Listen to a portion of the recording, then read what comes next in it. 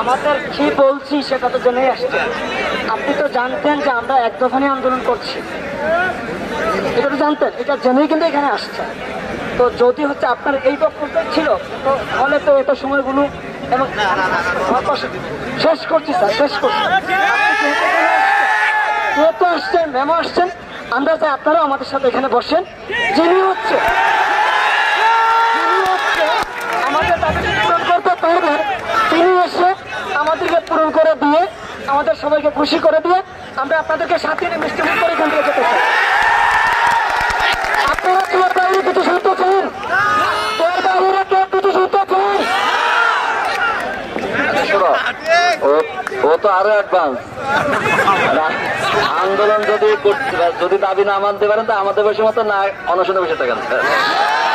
তো ও আচ্ছা, আমি তো ওর ফলোয়ার হইতে চাই। শোনো, আমি সিরিয়াস কথাটা সিরিয়াসলি বলতেছি যে তোমাদের স্যাররা বা ডিপার্টমেন্টের কেউ, ছাত্ররা কেউ আন্তরিক কম না।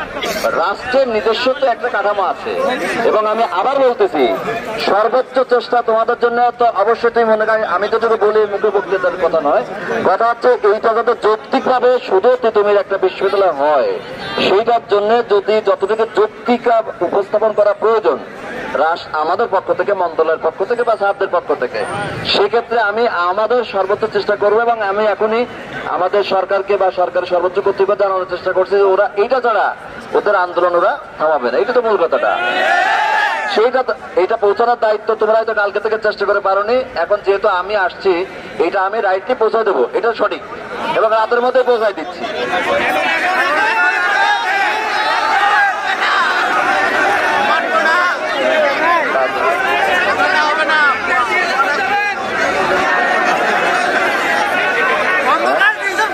আচ্ছা, আমি শোনো, আমি আমার একটু রিকোয়েস্ট তোমাদের রাখতে হবে, যারা আমাদের